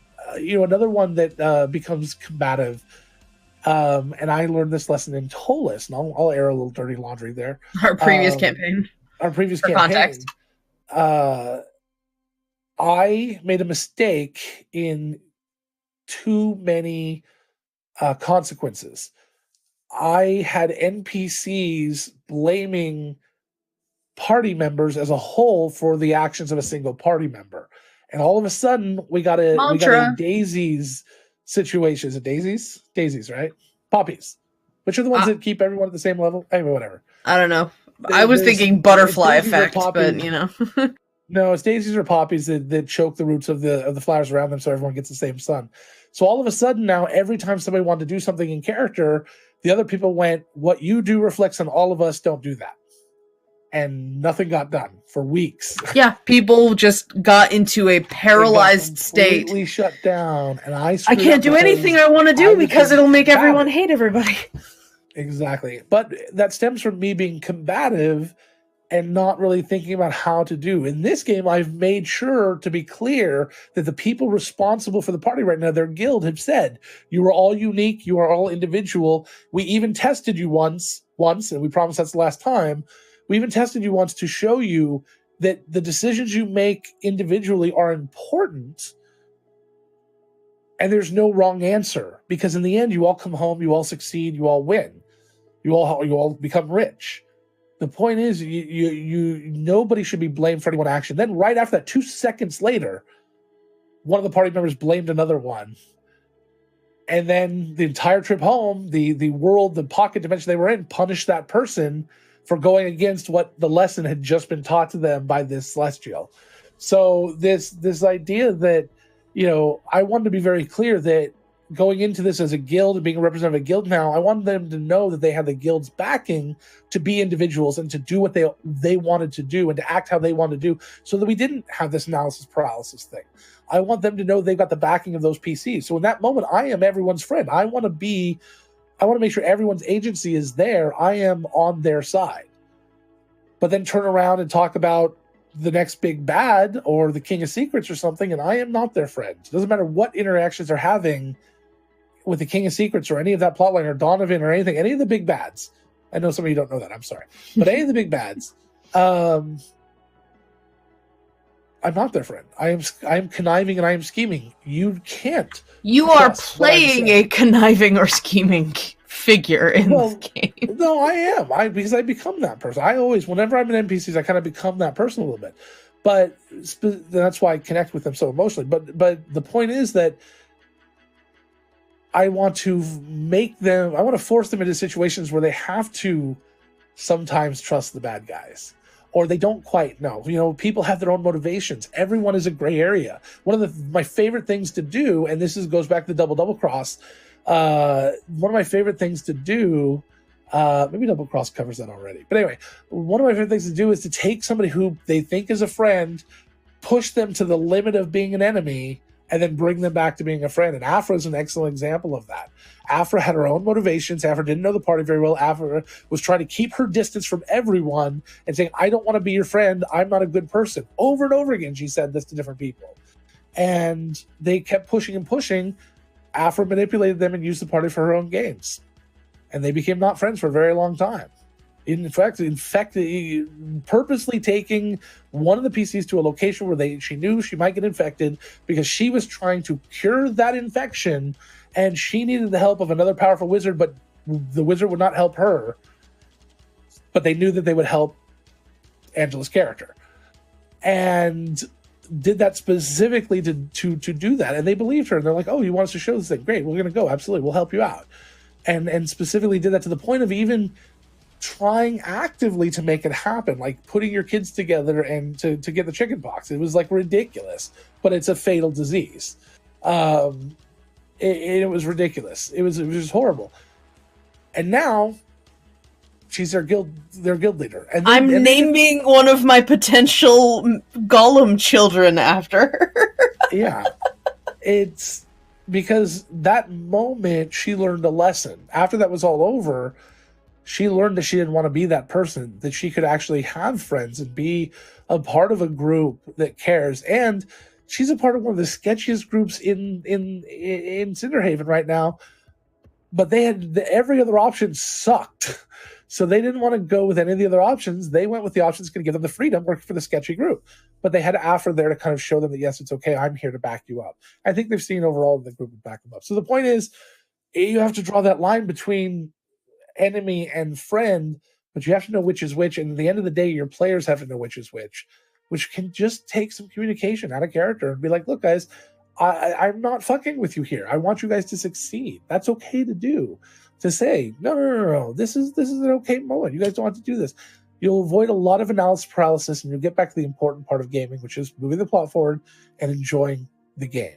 Because analysis paralysis is one thing I struggle with heavily, and with the group struggling with. When they get into character, they can't just decide which way to go. To the point where we just last 2 weeks, and I'll air a little more dirty laundry, we the last 2 weeks have been talking a lot about that behind the scenes, about how much of several of the sessions of Countless have become slogs. Just these long, drawn-out things, because people just can't seem to make decisions.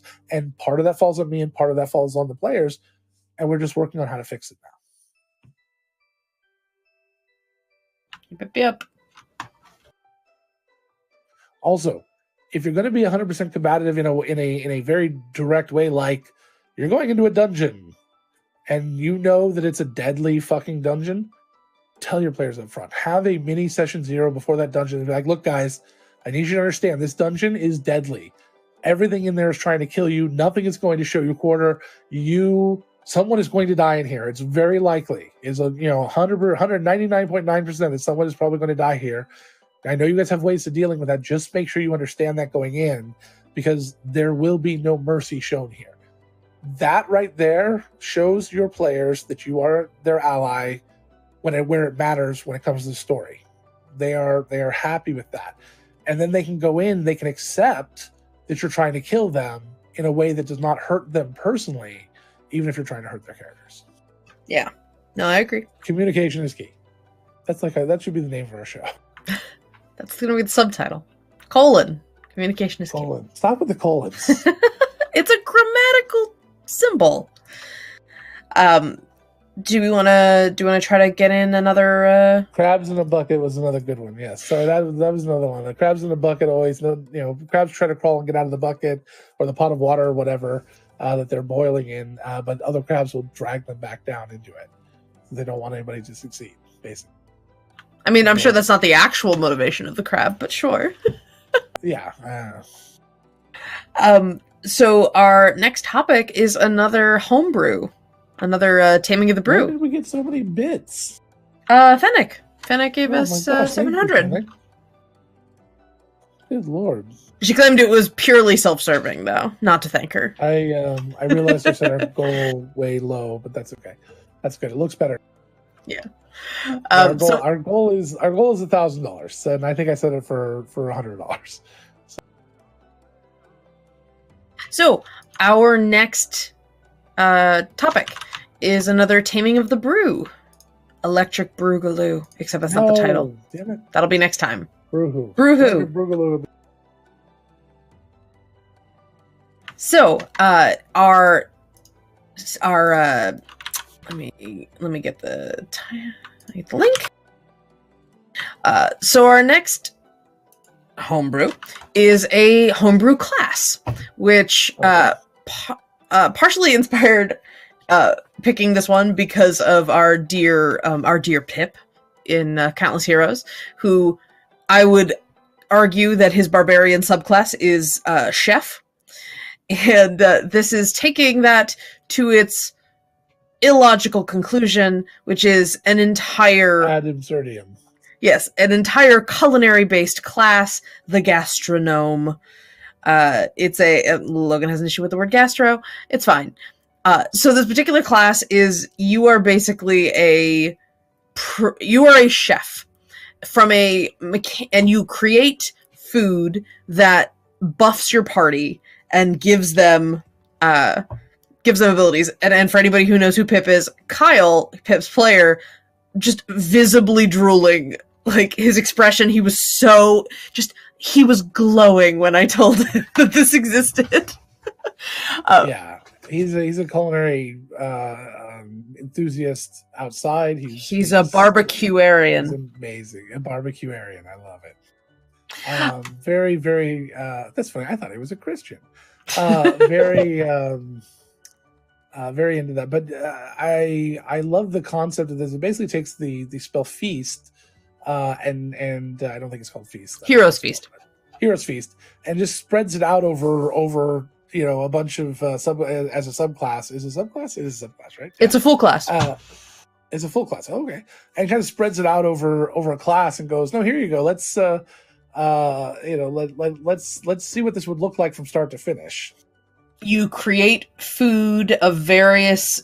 You can create these feasts, but then you also have hors d'oeuvres, which are small one-time consumables that you prep beforehand, and people can consume them to get different types of bonuses. And a lot of the bonuses seem cribbed from other spells. So you have things that are almost like aid, you could also have you have temporary hit point options, you have increasing speed, you have other things. And so there's a whole menu of items in this class that you can create, whether they are hors d'oeuvres or full meals. And there are limitations, which makes sense. You can only feed so many people with the meal you make. It's like your constitution modifier is the number of people you can feed. So you can't it's not an unending feast. So it's not exactly Hero's Feast. It's more a Hero's Feast grounded in reality. You're making food. And so a lot of it feels like it's a little bit of prep.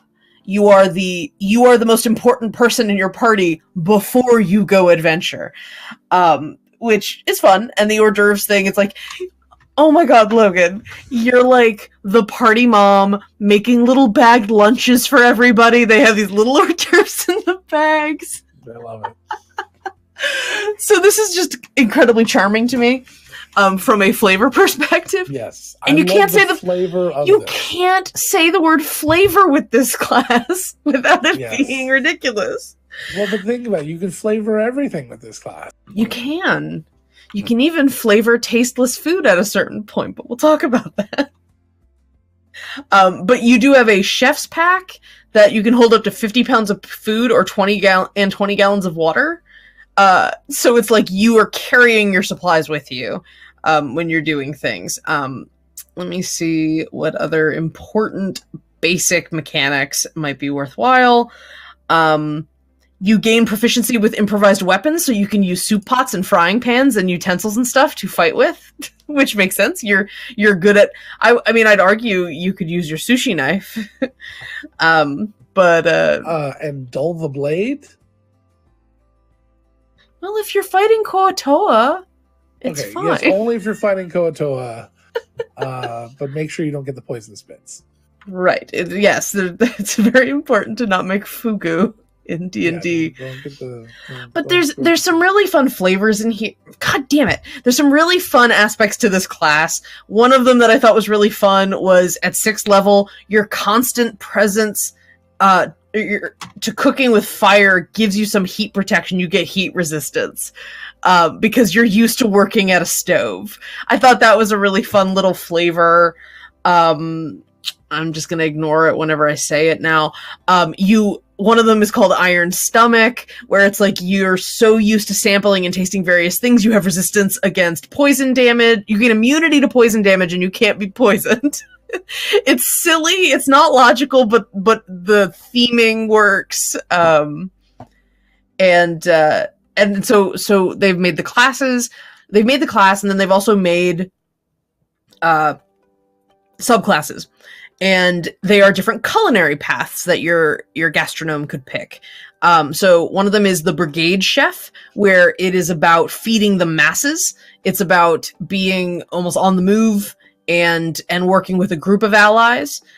So your ability to make more food for people. You can feed more people. You can you're a bit more of a warrior chef, I guess. You're like an army cook, would be sort of the way you would explain that.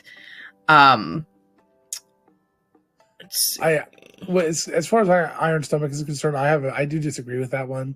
Only because in one of the Iron Chef episode, Morimoto, uh, the peppers were the main ingredient, and he had never really cooked with a lot of different peppers, so he went through and sampled them all, including jalapeno and ghost peppers, and just bit into each one. And no Iron Stomach there. He was very unhappy for that combat. So you have the brigade chef, who is like an army chef, a cook chef. You're dealing with large groups of people. You're trying to support your allies in combat. The culinary maestro is more of a crowd control, or you'd conduct people because you're used to giving orders in the kitchen. So it's more stuff that has to do with, it looks like you might have some element of, you can make people frightened of you. So you have different little elements of that kind of flavor. Let me see. Rally the staff is one of the features of this one. In 15th level, your tough love inspires your allies and those who seek to create stunning food. Whenever you use vicious mockery or your harsh criticism feature, friendly creatures that can see or hear you can make a weapon attack. So you're bolstering the people around you. Like I said, it's a bit more of a crowd control. And then the last one is the revolutionist, who is a culinary daredevil. It looks like you have, this is about finding new flavors. So you get survival and nature proficiency. You can add additional benefits to your meals because you've experimented more with what things are. So you'll get to do different, more complicated benefits to your stuff. Let's see. Yeah, you're just adding additional abilities to the things that you're doing. The flavors, they're calling them, the different skills and stuff. So those are a fun mix of ways of breaking off that concept into subclasses. I like the idea that it seems like you've got a variety of ways of interacting with the mechanics they've created. You mentioned when we first were looking at this, though, that... I'm about to mention that. Oh, before we mention that, there is a thing at the very end that talks about culinary dueling. So there is a mechanic system in there to actually have like Iron Chef battles, which is delightful to me and such a fun addition. So there are rules. Yeah, it's awesome. So I will say that this is extremely well thought out. There is some amazing little nods, including art, to certain culinary chefs that this was based off. I have one major criticism, and if I'm not criticizing, I'm evidently not doing it. If it's what I think it's fair. It is extremely complicated. Yes. There's a lot going on with this class to the point where it's not something I would ever play, personally. Sure. I would also be very hesitant as a DM to allow it in my game, because there's a lot of special buffs and bonuses here and there. It is a lot to have to track. There's also quite a lot that could go wrong when you start adding buffs like that. You start adding, this feels like it's a Pathfinder supplement, not a 5e supplement. There's just so many options there, just a lot going on. So it's for me, use at your own risk. However, the flavor of it, I would absolutely use this for an NPC. That's what I was about to say. I would grab onto one or two of these little bits and be like, oh, here's this special dish that this NPC makes for you, or whatever. You get a little doggy bag of the hors d'oeuvres. As it's, as an NPC flavor thing. But as a PC class goes, it being as complex as it is, and having players who sometimes struggle with sorcerer when you only have like 4 spells, or warlock when you only have 2, it's like it just becomes difficult. I would have to maybe 3 of my players do I think could handle something like this in game and make. I am not one of them. I have the self-awareness. 3 is probably generous out of the 16, but it would take a lot on the part of the player and a lot of communication with the player and the DM to use something like this. For me personally, that's what it is. That is not necessarily a criticism of the overall work. The amount of work that's done here and how well it's done is incredible. It is a complicated idea that if you want to do it right, it needs this level of complexity. But as a gaming supplement, it is a little bit complicated for my taste. That's it. But it's still amazing. Sure.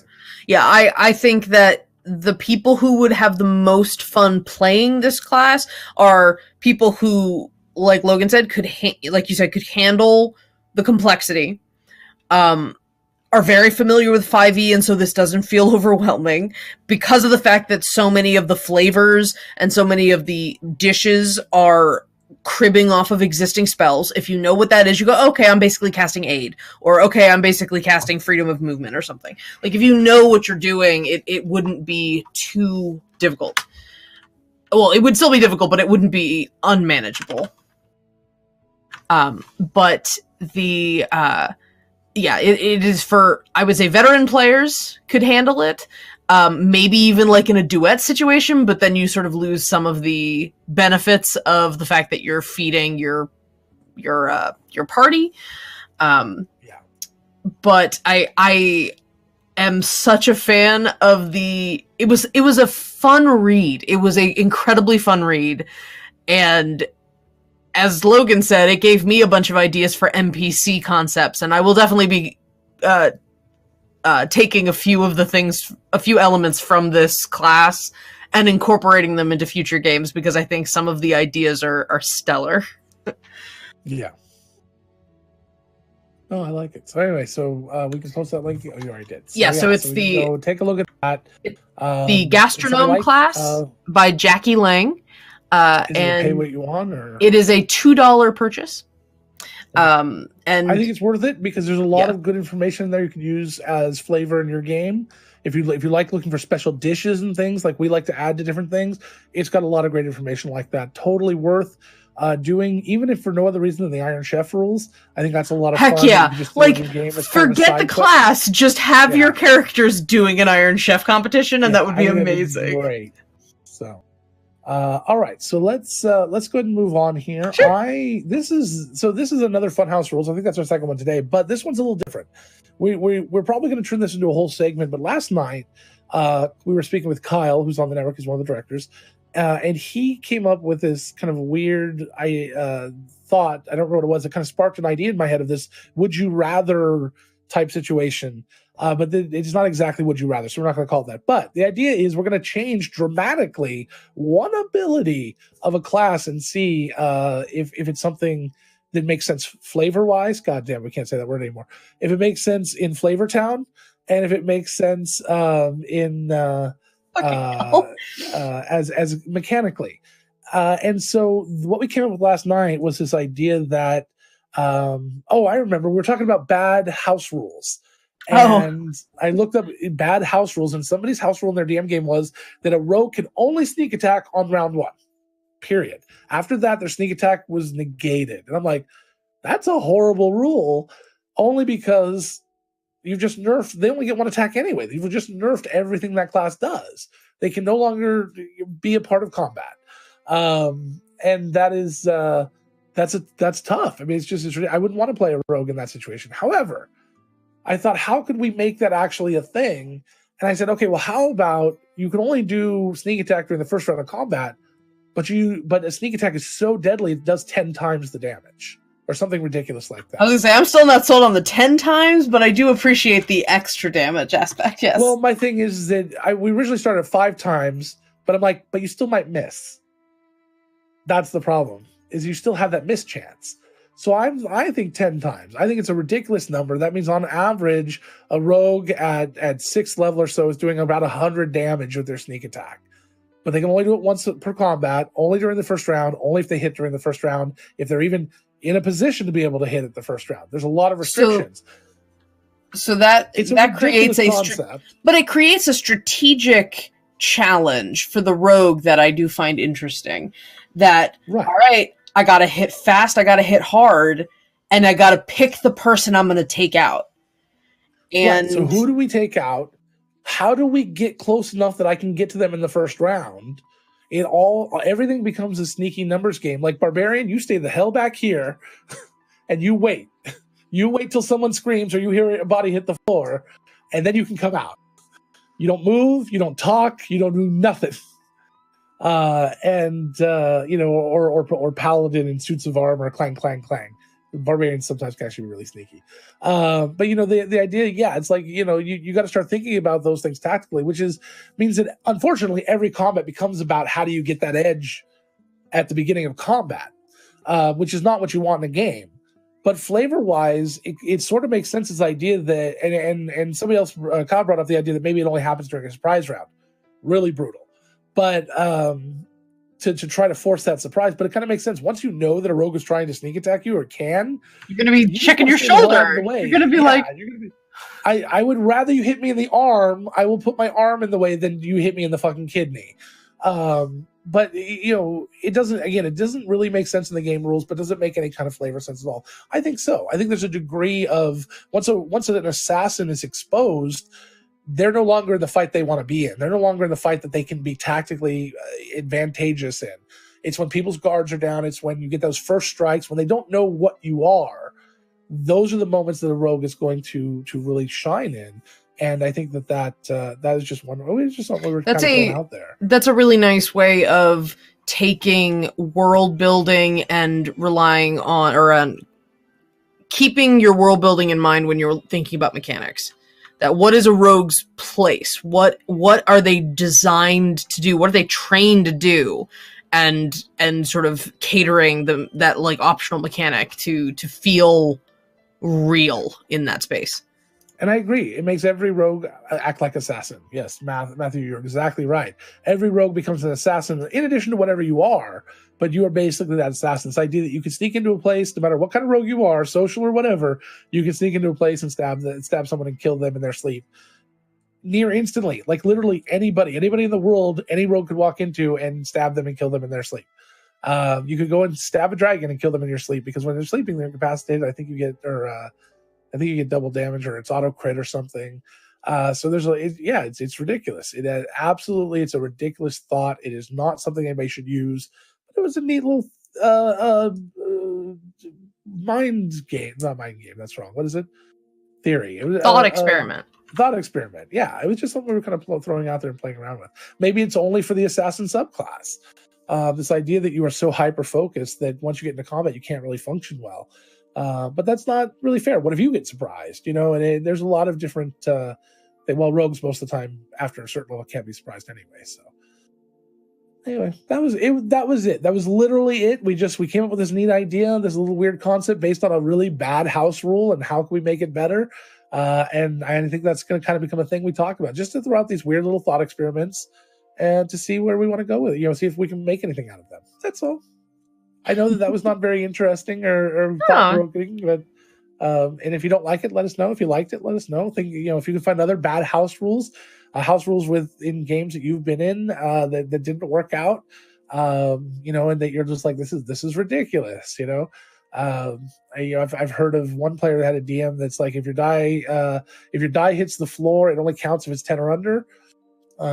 Which is, I think it was this very stupid rule. Or the one I actually really liked, but was still a stupid rule, was they had a Dorito of death rule or something like that. And if you dropped food on the game mat, he added to the combat. He added another monster to the combat. And I was like, okay, well that's kind of good. It keeps things being clean and stuff. So give me 15 seconds. I will be right back. If you want to set up the next topic. I have to go grab something real quick. Okay. My phone's been ringing for 10 minutes. Got it. All right, I'll be right back. Okay. Oh, good. She's gone. All right. I thought she'd never leave. Hi, guys. So I can tell you all about the secrets of Nerdsmith and DMing and all of that. I got nothing. There's nothing. Whoop. There's the dog. That's Whiskey, by the way. How's everyone doing out there? Yes, it is very horrid. This is great entertainment, right? It's good. So what do you guys think about that section? And, it was not in the right place. Football cam! Huh? Not quite. Hi. Sorry, everything's fine. Was it the wrong room? A week is a very long time, and I forgot I had set an alarm for last week, and it stayed for this week. It's fine.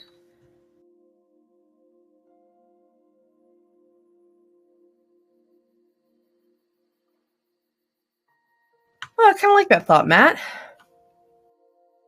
That That's a good idea, yeah. maybe that's an ability that the assassins specifically get. Make their flavor, you hit hard, you hit quick, you hit suddenly. But the thief is more about disabling, because it's like, I'm not trying to kill people, I'm just trying to take your shit. I can't. We really need to get that. We need to get Homebrew Studio going. We got to get that set up. Hopefully February that'll be. Yes. I'm really looking forward to that. Matthew, you have some amazing ideas.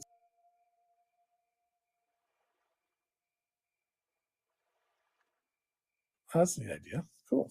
All right. I did not set up anything. I was trying to riff and goof and my shirt off. So that's fine. Sorry about that. So I think we're down to. Don't blink. Don't blink. So, okay, we were just talking about outside influences on gaming. We talked before about what genre would you want to turn into a game, but we didn't really talk about just bringing in little influences. We were in this one, Don't Blink, obviously, for you Whovians out there, understand that comes from Doctor Who. And we were in a game back in Tolis, where the players were going into a realm into the Feywild. And after getting there, they went to this large tower and they fought a Garod, or I can't remember the name of it. It's basically they're like little troll Rapunzels. They have hair that can do crazy things. And I made a Rapunzel bad guy, but they had a whole tower of fairy tale and stuff they had to go through, and Looking Glass, and I tried to touch on a little bit on a bunch of different things. But one of the things I had is they walked into a room and there were two statues. And these statues would move when they weren't looking, and the lights flickered and things. And it scared the hell out of the party. It's not something I use very often. I have used it once other before, but I just thought, what kind of pop culture do you bring into your games, Angela? What do you like to see? Is there anything that influences? I've done a couple of very specific references in my stories or in my games. We've discussed the idea of the magic missile wand commoner one shot that I've done before. Yes. And the inciting incident, the person that hires them, I took the name that they put in the original text of it, and I made it more ridiculous. So his name is Professor von Hammerford Schmidt, and he is a gnome that sounds like the professor from Futurama. Nice. And they didn't catch it until later, like easily a half hour into the game. He went, "Good news, everyone," and Andy went, "You son of a bitch." I love it. He had no idea what I was doing until then. I love it. I love putting in little references like that. It really makes me happy. But yes, Professor von Rock Hammerford Schmidt, I think was his full name. He came from the Rock Hammerford Schmidt University. So he's from, his family owned the university he was a professor from, and he had this, diploma from his university on his wagon. It was beautiful. I love putting in little references like that, even into my serious games, because it helps break the tension a little bit. But just bringing references from outside, I've modeled bad guys off of monsters from different things. Right now, this idea that we've got Cinderhaven sitting in the center, and we've got a huge army on one side and this smaller but more powerful army on the other. It's got a very Lord of the Rings feel to it. The Battle of Five Armies. It starts to come together. You're like, oh, this has got that kind of feel, and we're not done yet. There's more coming, but nice. With all of that. But there's Eagles coming. The Eagles are coming. They're taking the Hobbits to Isengard. I'm very excited. Then the beat drops. Let me see, what else have I done? I based an entire mystery one shot where it was like a bottle episode. Everyone was stuck in this Arctic village, and I based it off of the werewolf card game. All of my NPCs were the seer and the tanner and the mayor, and they were all based off of the cards in werewolf. I played with it a little bit because I didn't want someone who'd played werewolf to Luckily, the game is random, so you don't know who actually would be the werewolf in those games. But there were little jokes that I would pepper in based on the NPCs and that's a good one. And then I'd give each of the NPCs maybe a particular power based off of what their card ability was. So I was sort of... Now, did you make it at any point obvious that that's what you were doing without telling them, so they could try to figure that out themselves? Or did anybody figure it out? They figured it out They might have figured it out around the time that I mentioned that the Tanner was somebody who had died. They might have went, wait a minute.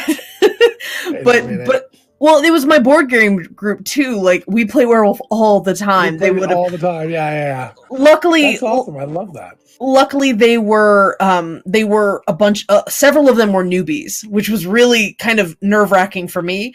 Where I was playing with a couple of people who played D&D before, and then a bunch of people who'd never had.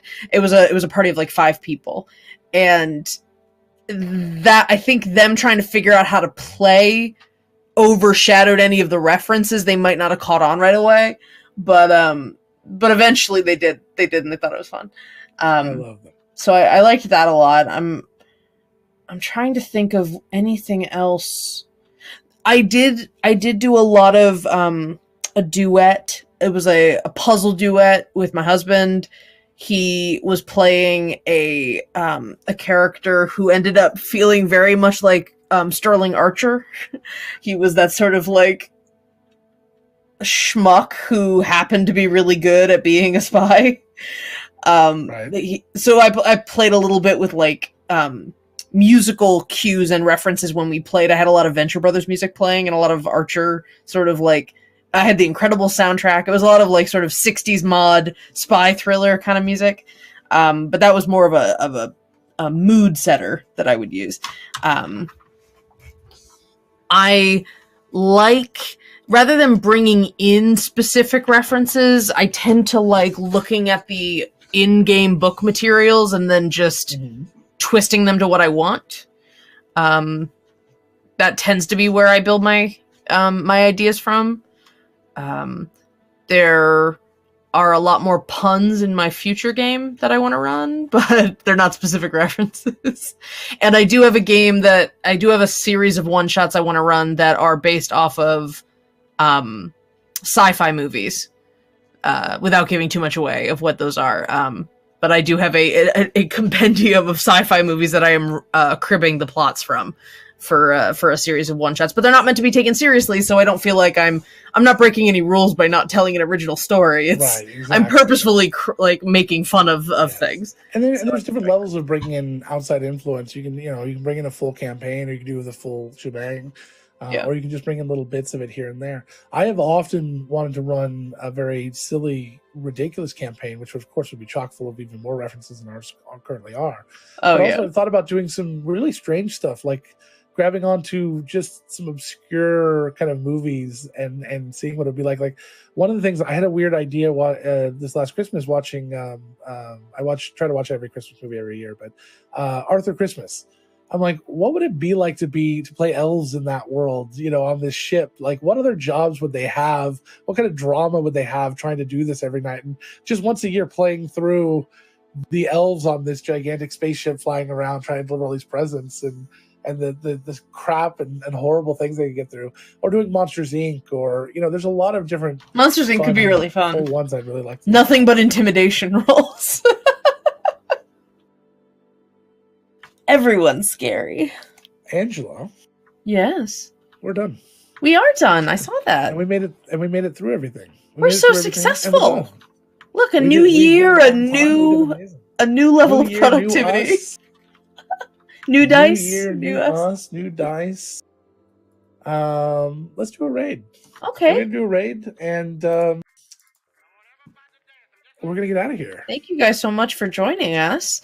So we're gonna thank you guys, and please come along with us. I know it's a small group today, but we got I saw Susanna Grace was supposedly starting something, but I don't see a time on it, so I don't know if it's actually starting. Oh, they're on a quick bio break. Be back in 2 minutes. Got it. Okay. When we get back, so we're gonna go ahead and do Susanna Grace because they're doing Fight Club. Is it Curse of Strahd D&D? Looks like.